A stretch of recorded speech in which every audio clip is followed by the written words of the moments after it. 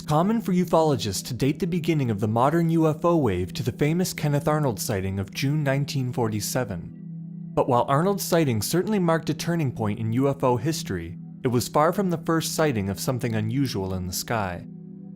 In early 1942, a number of unidentified lights and craft were spotted over and around the city of Los Angeles. One of these objects reportedly hovered over the city for an hour, invoking sporadic fire from multiple anti-aircraft guns, and it was even captured on photograph. The object later vanished, and its identity was never revealed, but the so-called Battle of Los Angeles has lived on in popular culture as a reminder of the long history of the UFO phenomenon, and as a revealing case study in the government's handling of it before the proliferation of military intelligence agencies in the post-war era.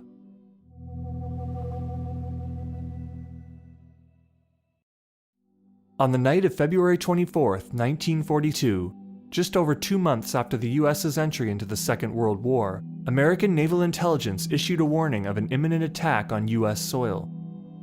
Military outposts across Southern California were put on alert, but by 10:30 p.m., it was apparent that no such attack had taken place, and the alert was lifted.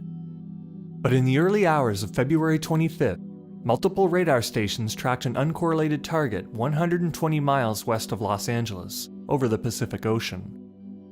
As the target closed in on the shoreline around 2:15 a.m., the regional controller ordered a blackout over LA and put all anti-aircraft batteries on green alert. The Air Force, however, declined to scramble planes until they could better assess the threat. The object never seemed to reach shore, but for hours after, the information center was bombarded with reports of aircraft in the area. One Coast Artillery colonel even claimed to spot a fleet of 25 planes. Then, shortly after 3 a.m., reports came in of an object over Santa Monica, and 4 batteries around LA opened fire. The barrage lasted for nearly an hour, until 4:14 a.m., and the all-clear was given around 7. Despite firing well over 1,000 rounds, the batteries failed to shoot anything down. Reports of the incident varied greatly, and many were in direct contradiction to one another. Some witnesses reported slow-moving objects.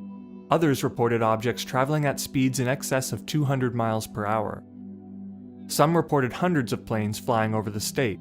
Still others reported a single low-flying stationary object, left unscathed by multiple direct hits from artillery fire. Sighting conditions were poor, however, and grew worse as more and more artillery fire filled the sky with smoke. It's likely that many people mistook exploding rounds and clouds of smoke for planes.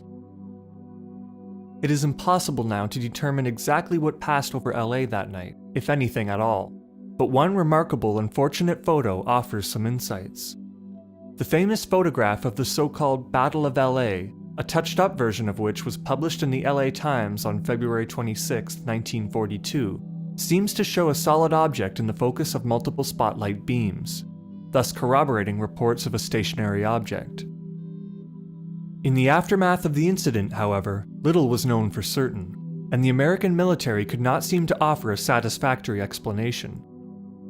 Secretary of the Navy, Frank Knox, held a press conference the day of the incident to report that the entire thing had been a false alarm, and that no objects had entered American airspace at all.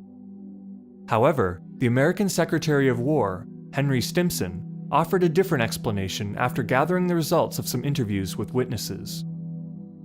In what became the official explanation of the War Department, Stimson explained that there were up to 5 reconnaissance planes over California that night, either launched from secret facilities on land or deployed from offshore submarines. The Japanese were assumed to be responsible, but they denied that they had anything to do with the incident after their surrender. Few were satisfied with the explanations offered up by the Navy or the War Department, and press coverage was critical and questioning. If there were truly 5 unidentified aircraft over a major American city, why were no American fighters scrambled? Where were the enemy planes deployed from? And what were they doing if not staging a direct attack? An opinion piece in the New York Times on February 28th accused the American military of handling the crisis with inefficacy and incompetence, regardless of which explanation was assumed. The military maintained a nearly unbroken silence throughout the controversy, and the incident eventually faded from public memory. In 1983, the Office of Air Force History published a review of the incident, suggesting that meteorological balloons had been responsible for many of the aircraft's sightings. Many sources today side with Secretary Knox, however, and chalk the entire incident up to a case of war nerves and general inexperience with the air raid scenario. However, controversy remains over what was photographed in the center of the spotlight beams. Contemporary photos of unobstructed, crossed spotlight beams clearly show that the beams continue through the point of convergence, even in smoky conditions. A recent recreation of the photograph on the sci-fi series Fact or Faked showed the same thing. An analysis of the original unedited photograph by ufologist and optical physicist Dr. Bruce Maccabee shows how some of the beams are actually being reflected off the object and directed back up into the sky, suggesting that the object's surface was highly lustrous. Something was in the sky that night, and Maccabee's analysis, together with the fact that 1,400 rounds of ammunition couldn't bring it down, suggests that it was no mere weather balloon. We may never know what triggered the Battle of Los Angeles, but there is still great value in bringing this case to mind. Its timing, 5 years before the famous Kenneth Arnold sighting of 1947, reminds us that the UFO phenomenon was not simply invented in the heat of the flying saucer frenzy, as skeptics allege. And the iconic LA Times photograph is an important piece of evidence in the case against the official explanation of the UFO phenomenon.